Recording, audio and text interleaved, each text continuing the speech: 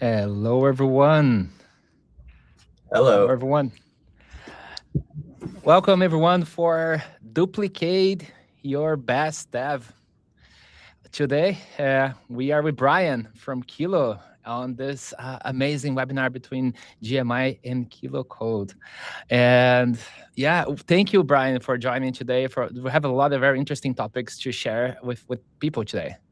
Yeah, totally. And I got to get a better camera because your setup is just so much more legit than mine. It's embarrassing. But happy to be here. I think there's new changes coming up soon that I think you're gonna be able to get a very good setup for sure. Yeah, let's hope.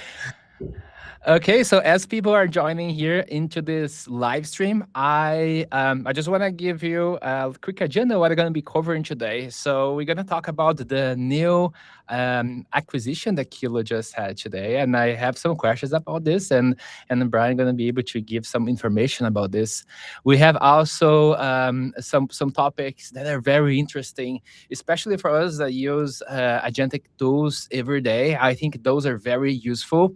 We're gonna see how the Kilo engineers use Kilo to build Kilo, and we're gonna go a little bit on the Kilo architecture, the code debugging, and we're gonna Brian gonna show the custom modes, which I think is very interesting because you can define roles, you can define permissions, give instructions. I tested out, and now we'll show a demo of I tested three different custom modes, and then I want to share my demo that I built. And I'm also going to talk about the best practice. So how you can get the most out of your coding tool. And there's a bonus that Brian's gonna give it to us, which it is how you can do optimization of your tokens. So if you're burning a bunch of tokens, there's a better way for you to do this. And then we're gonna go over the marketplace, how you can get those modes, how you can duplicate your best dev, and I'm gonna show how you can use the best models in Kilo Code. So Brian, I'm very curious to understand what happened yesterday. Yeah, so yesterday we had some big company news. We shared officially that Kilo is joining Anaconda. So Kilo was acquired by Anaconda. If any of you don't know, Anaconda started in 2012. They bring open source tools to teams that work with data. And since then, they've grown tremendously, and now they're trusted by more than 52 million developers and 95% of the Fortune 500. So for Kilo users, nothing is going to change today. It'll still be free for individual developers. Your workflows and the people and products behind them will remain unchanged. We're going to continue to develop Kilo in the open. It's open source forever with tons of input from anyone in our community. And we'll keep you all up to date with those timelines as we figure out how the Kilo and Anaconda platforms will come together. And we'll give you plenty of notice for any changes incoming. But we're super proud of what we built at Kilo, and we're just as excited about what's ahead because Kilo, like the community around Kilo, has grown to a tremendous 3 million users.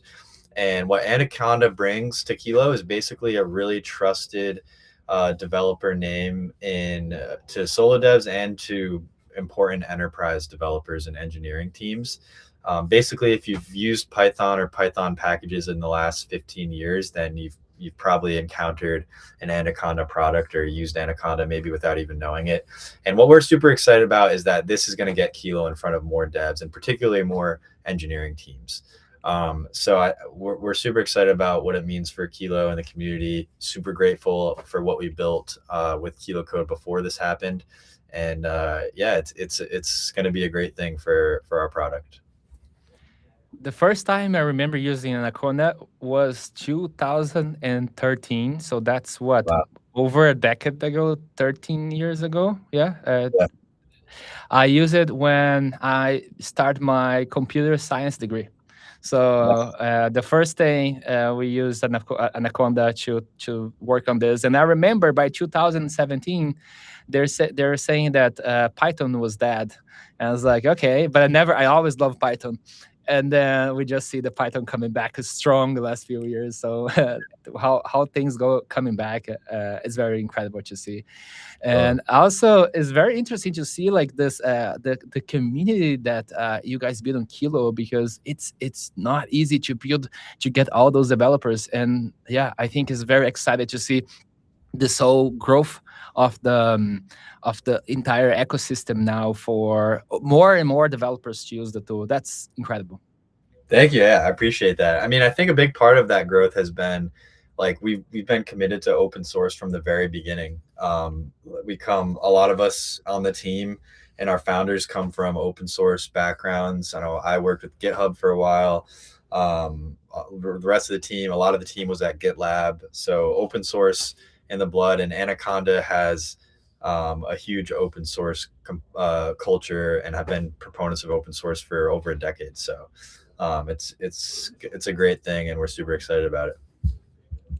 Great, amazing. No, thanks for sharing that. I Yeah. think there's that's the a lot of people has those questions, and I think people even didn't even process what just happened. So it was just a happened to happen like on the perfect time for us to have this conversation. But Yeah. yeah, so let's go, and I really want to see. How I really want to start with you on the modes. I think it's a very interesting feature that you guys have. I have been testing, and I really like it. Like I say, I have a demo later on. But can you explain me what is this those agentic modes that you have on Kilo? Yeah, for sure. I'll share my screen as well because I think it's easier to show than just explain. I think maybe you have to pull my screen on stage or something so that the audience Yeah, can see. Yeah. yeah. We're gonna put it up in a moment here. Here we go. Okay. There you go. So yeah, if anyone here hasn't heard of or used Kilo Code, basically it's a AI coding platform. So we have a CLI, VS Code extension, a JetBrains extension. This is the VS Code extension. If you haven't used Kilo and you have used Claude Code or Cursor or similar, it's a very similar experience, but the main differentiators are that Kilo is model agnostic and open source. Model agnostic means you can use any AI model underneath it. So you can select from over basically any model in the world we support, but there's over 500 in the model selector here. And you can use one balance to switch between them freely at any time. And also, like I said, it's open source, so you can review and fork and download all the source code. You can contribute all that fun stuff.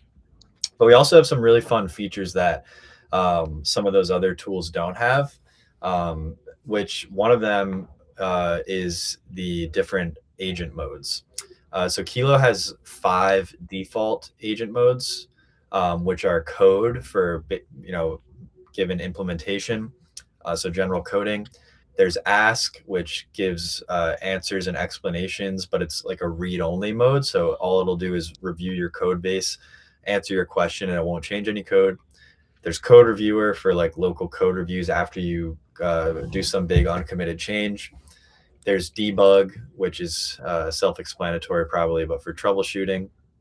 And then there's plan, which is like an architect mode. So basically, before you start on a big change, you can go to plan mode and give it the request that you want it to do, and it will generate a really robust and thorough markdown plan that it will store in your repo. And then when you switch to code mode after that, code mode will reference that architecture plan so that the changes are more guided, and it will continue referencing that plan as it proceeds on those changes. I have a question. Yeah. As a best practice, do you suggest on the same chat to change the modes, or every time that you are doing something different or change the mode, should you start a new chat, a new conversation? So that's a great question. I definitely would not start a new chat every time. So one of the cool things about Kilo is that you can switch modes and models during conversations at any point. When I would start a new session when you're starting a new feature. So you can go to plan mode to plan the feature that you want to implement, switch to code mode to implement that feature, switch to code review to review the changes, debug if there's any issues, all in one conversation. And then when it's time to implement something new, that's when you can start a new conversation just to keep your changes in order and to kind of refresh that context window. Interesting. Okay. Follow-up question on that. Yeah. How do you work with multiple sessions? Because now have imagine you have a I want to get speed and I want to run multiple sessions. Yeah. How you make sure? Because sometimes when I use the cloud code, I'm finishing one thing, I start another thing, I start to do multitask on cloud code, and then sometimes like, hey, there's a bug, but I think in another session you're already fixing that. Should I fix or not? So it always become like a mess. And it's like that has to be a better way for me to do multitasking on my project without breaking my project. How we can do that in Kilo? Well, I'm so glad you asked because that was what I was going to show next. No, this is a so it's, no, it's a great question. I think actually what I'm about to show is our agent manager, which allows you to run multiple agents in parallel, and that's one of the major differentiators between our coding product and others. And I think it's honestly my personal favorite feature of Kilo. But basically what I have here is like, this is the just integrated VS Code browser. This project I have open is just a simple demo app I made. It's like a markdown renderer. So you paste markdown here, it gives you the formatted version here. And let's say I wanted to, like Rowan said, make multiple changes to this project at the same time. And you could imagine for like a legitimate project, or for an engineering team working on something, you could have probably a backlog of 5 to 10 things that you need to do this week, especially if you're at a small startup like Kilo. So what I'm going to do is I just click this icon here with this 3 people, and that opens the agent manager. So we can even close this main agent window here. And basically the way agent manager works is it allows you to have multiple conversations with Kilo happening at the same time. And you can actually use Git work trees, which is, if anyone doesn't know what Git work trees is, it's a feature of Git that allows you to have multiple instances of the same repo with signals so that they do not conflict. So what I can do is I can click this plus button to create a new session conversation with an agent.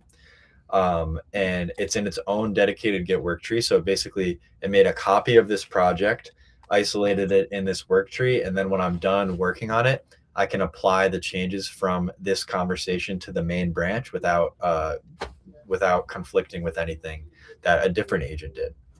So I could say something like modernize the UI of this app. So we saw that clunky markdown app. It doesn't look that great. So we'll say modernize the UI of this app. And again, you can pick from any model here.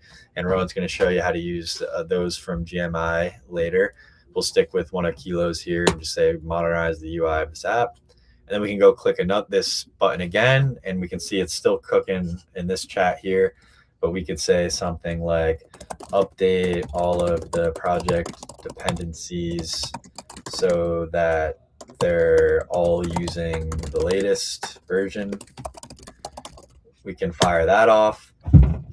We can do another and say something like add a preferences menu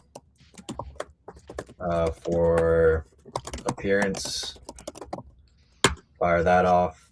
And then potentially the coolest feature of this agent manager is if I click this little arrow and configure a work tree more discreetly, we can actually do multiple versions of the same prompt, and we can do it with multiple different models. So we can go up to 4 versions, and we can pick 4 different models, maybe like DeepSeek, Kimi K2. Kimi K3 just came out today, if anyone didn't see that. Opus and Sonnet. So we can pick 4 different models, and we can even say, like, let's say we want to add a new feature, like add an HTML renderer tab. So like we have the markdown renderer. We can click create work tree, and you can see it's spinning up 4 versions of that same prompt, and they're all using different models. No, let me pause on this. Yeah. That's so cool Thank you. because because this way I can I can evaluate which one makes more sense before going to the next step. Because sometimes what happens is you ask to create a feature, like say, like you're saying, let's create like a user dashboard, and then Yeah, you do it, and you're not that happy. But sometimes the model didn't get the way that you want to do it, but yeah. another model could have that. So, and then you don't break the thing, and you don't need to roll back anything. So once with this one prompt and this distribution of different types of different types of work trees with the same prompt, that's very interesting. You don't need to do. I never thought about this, because if you need to do this manually, it takes so much time, because you need to manually create all those work trees, and then you need to copy and paste it, change the model, and with this, just do all the orchestration for you. That's very interesting. Thank you. Yeah, I appreciate it. Um, I mean, yeah, and then like I think it's also great for like part of the one of the like bets that we made at Kilo is that the model landscape, the available set of models is going to continue to proliferate, meaning that some people are predicting like there's going to be one like god model that just dominates the whole model landscape. But what we're actually seeing is that different models are optimized for different things, and it's probably not going to be the case that one really good model just dominates and creates a like model monopoly. And this feature basically allows you to continually pressure test the new frontier, whatnot, open source models as they come out. um, but anyway, real quick, so these other features that we added are done here. You can see you can actually review the merge status, the git status here. If you click on one of them, you can review the diff, so you can see the changes that it actually made. You can show a unified or split view, so like the old versus new view. And then you can just click this button here if you want to apply these changes to the main branch. So you can actually, Okay, yeah, that's my question. Like how you push the main branch. So it is very very simple. You can just put it there, click there, and then we're gonna merge this to the main branch. exactly. And you can also open this branch in its own instance of VS Code if you want to like test it and like mess around with it more. Interesting. Okay, Yeah.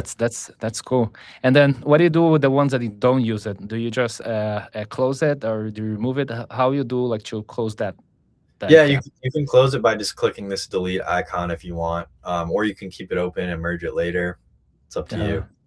And you can okay. also like organize and drag these around. So like if you have ones that are more priority, you can like move them up, whatever. Okay. Interesting. Cool. Um, and I have here a question for you. So we're seeing here there's a lot of ways you can work with it and to build very cool stuff. My question to you is, how does Kilo engineers build Kilo? Yeah, Because that's a that's like you guys are building the thing that you're using, right? good. No, it's true. I mean, we all like it's called dog fooding, but we use our own tool to build our own tool basically. And what that means, like in practice, is Kilo is like a very small. I mean, before we were part of Anaconda, like a very small, nimble, high ownership team. And we're still like obviously innovating on Kilo the same way, but what I mean is like every engineer owns basically a feature or a product vector end to end, meaning that they spec out and plan the new feature or product, they build it, they review it, and maybe they'll get one other human review at the end to ensure they're shipping quality code. But they do all that by basically using a bunch of agents and using custom agent modes. So our engineers will essentially pull down the Kilo project from the open source repo in Kilo. They'll develop it, they'll push it out and have it reviewed. And while they're developing it, they'll use the agent manager or parallel agents to have multiple agents working and specking out the new feature that they're building at the same time. So like all of our engineers, I hear, are using Kilo agent anywhere from 2 to 10 Kilo agents at any time. And a lot of them also have these custom agent modes, which I know you're going to kind of show in a minute too, but I think I can show you real quick how to make one or and Yeah, what they yeah. are. I think that's very interesting to show to see how to see how those agents can be built. Yeah, for sure.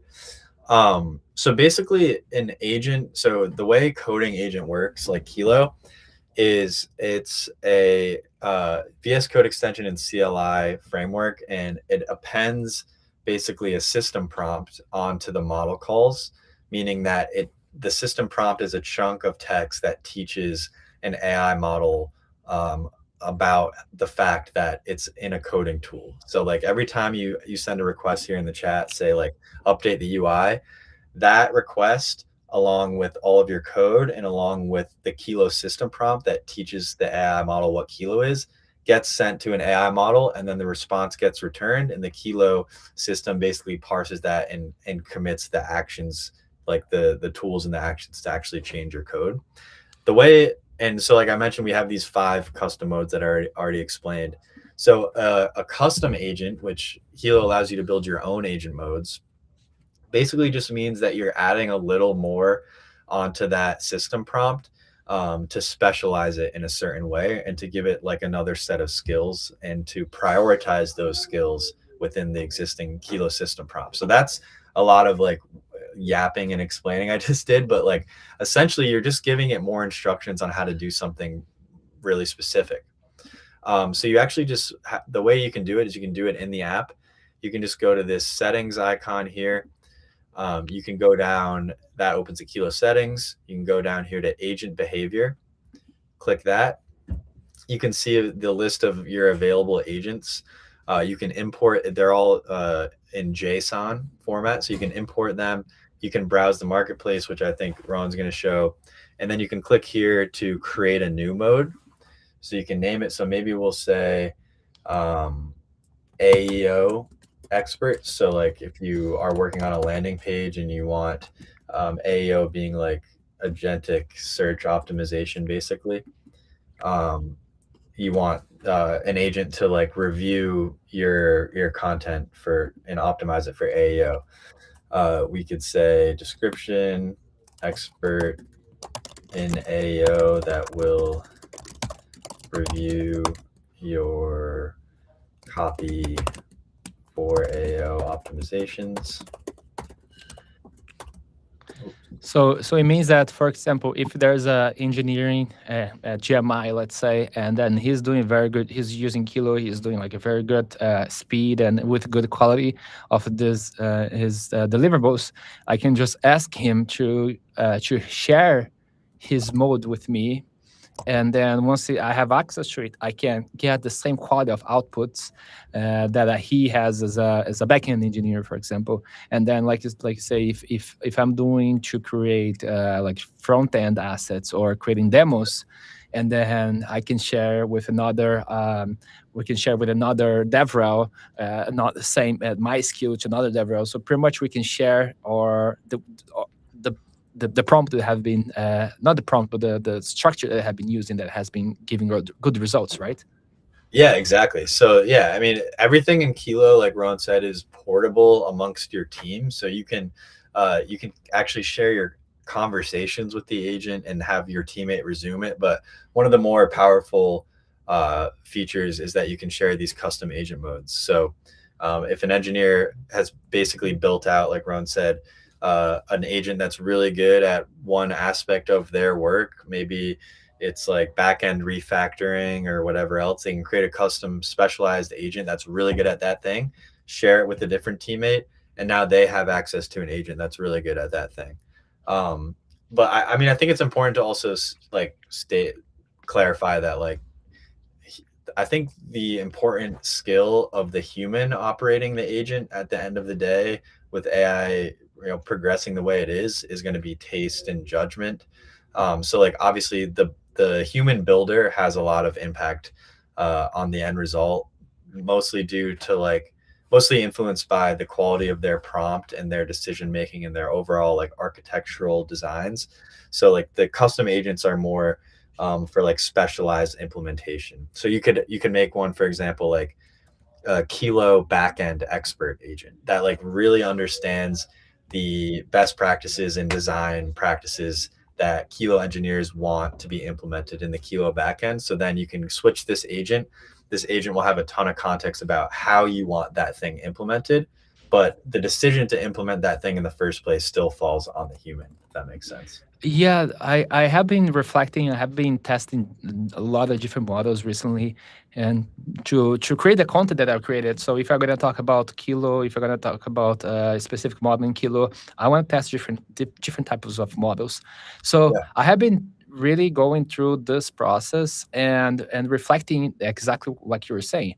Uh, we are the ones that dictated what we want based on our feelings, based on our directions, based on the conversations that we have, and Yeah. then the goal of the agent to produce the code using the models is to deliver what you want. What we don't want is to babysit this model. We don't Right. want to go there and ask it, do this feature. Go there, it's halfway there. We don't want that. We wanted to generate those iteration loops to go there and improve it, improve it, improve it until get where we want. So we don't want to deal with those uh, steps anymore.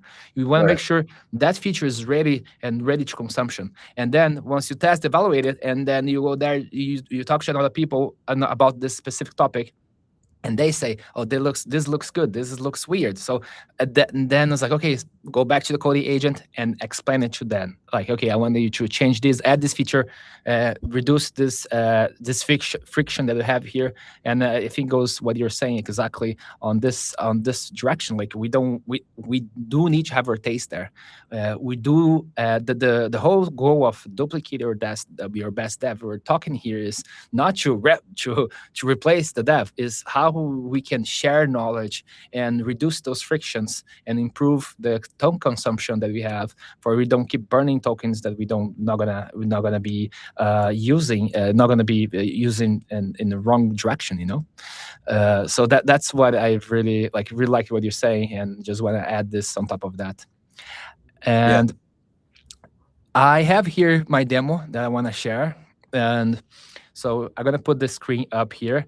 But basically, on this demo, I did 3 prompts, and the first prompt that I did was just a basic, like I'm using DeepSeek on this prompt, and then I asked to create a Mario game. So just like create a Mario game with an HTML page. So I used the first one that I did was just a basic like request using the default agent. And yeah, here we go. So I just used the default agent. So it looks very ugly and kind of works. But let me push this to the side here. Yeah, here you go. Can see the full screen. So this is the V1 HTML page that I created. So it works. Yeah, I can move around, things like that. So it works. And then I change here to front end specialist. So I went like you say, I went to the marketplace. I select here agent, and then I select here from the community. I selected the front end specialist, and that's the V2 that I got. So I just say improve this UI. Look, like you say, it looks ugly, and then it looks better. It looks way nicer. So I can see now we have the time on the top, and we have the number of the coins that I have, and this is actually working. But was playing. So you see, you got 3 stars there. So it was working before the gaming play here was working before, and here he just fixed the UI, which I asked for it. And then on the third prompt, I use this test engineering. So all those modes I got here from the marketplace, I didn't need to build anything or do anything from scratch. And this was the V3 that I got, which now we have the Mario with a better definition. And then now I have here the elements. See, so it tests to me, and it was able to do all those functionalities. And then if I come here, I win. So within one page, I was able to do the end-to-end automation, end-to-end iteration with this, with 3 prompts. And then the interesting thing that shows here is very clear of how much tokens I consume.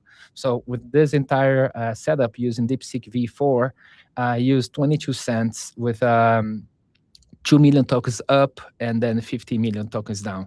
I think it's very for the outcome that you got here. Of course, it's not a full game. We don't not gonna do games for a living unless you do games for a living. But this is just an example to show like how we can use those different modes to build stuff. And do you have any other recommendation that I should do here to, let's say, imagine that I have like a bigger code base and I want to save more tokens. How can I save more tokens using Kilo? Yeah, I mean, there's a couple ways. I'll share my screen again so I can show you. Let me find the tab here. Share. There you go. Yeah, so there's a few ways. I mean, one of the ways I think actually the biggest driver is just being smart about which model you're using. Like, you don't always need a super expensive model to do simple implementations or for maybe a less serious project or review. So being conscious of the model that you have selected, and I know GMI provides a bunch of great models that you can switch between in Kilo freely. But one of the other ways is kind of an underrated feature of Kilo. If you click this settings again here to bring up the Kilo settings, you can go down to this tab here, which is indexing, and you can turn on indexing globally. So for all projects or locally, just for this project. And what indexing does, it's called code base indexing, basically creates a vector index of your code base and grants Kilo access to a new semantic search tool. And what that means in less technical words is it basically creates a map of your code base and then a new tool that's really good at navigating that map, so that when you ask for Kilo a question or when you ask it to change a really specific thing in your code base, it'll be able to locate that feature, that line of code, whatever, much faster and much more efficiently, so that you're not wasting input and output tokens basically grepping or filing through your code base to find that one thing. So it's a little feature that you can turn on, and basically you turn it on and then there's this little icon in the chat here that says the status of the indexing. So when you create a new change or you open a project and pull down some new changes, it'll update the index and then it'll turn green when it's up to date. And that's how you know that Kilo now has access to this semantic search tool that can save you some tokens, especially if you're doing work on a really big code base where it's going to be tough for the agent to locate a certain line of code. Yeah, because imagine you have like 200,000 code base lines, code base, and then pretty much it's going to be like it's going to be hard for the agent to go there and like the model to go there and scrape everything and try to get what you want. And this way, it's optimized everything. That's very interesting using vector search. Since you already have open there, can you go to the modules there? How we can put, since it's already open there, how people can go there to select the to get the GMI on the modules. On the models, yeah. Models, I think, yes. yeah, I think maybe would it be better for you to show that, because I don't actually have a GMI key in Kilo. Oh, yeah. In this instance. I got it. Yeah. Let me share here so that everyone can see, and then also share how you can get your API key as well. And let me go back here to my game. So, and here we have the on the models here. I set up the OpenAI compatible API key. So I have here from GMI Cloud. You can also go to the settings there and then select what model do you want. But pretty much you can here GMI on where you select the models have GMI, and then the only thing you need to do, for example, I want to switch here for GLM, and then now I'm running on GMI Cloud the GLM. So GMI offer a lot of different types of models. So if let's say you have you're doing code agent, so you're gonna use the latest Kimi, you wanna use DeepSeek, so we have open source and closed source models that you can use here. So if you wanna do that function that Brian showed on how you can with one prompt select multiple models, you can use all those models with one API key. So that's very interesting. And what I like, me as a developer, what I like to use on GMI Cloud is we have all those models here for coding. which are great models. But also we have the multimodal. So let's say if you want to add images and videos inside your application, you can do that. If you want to generate content let's say you're going to build a website and want to generate content of the website, you can do it. If you want to edit the video, I have been testing editing videos using hyperframes, and I can pretty much generate videos and images as I speak about the specific topic on my video. And so that's the whole advantage for you to do that. And I really like it, for have this opportunity. And I will share here also my the dashboard, how you can get your API key. So this is inside console.gmicloud.ai. So inside here we have the model hub. So you're gonna come here on the home. So inside here on the model hub, you can select what model do you want.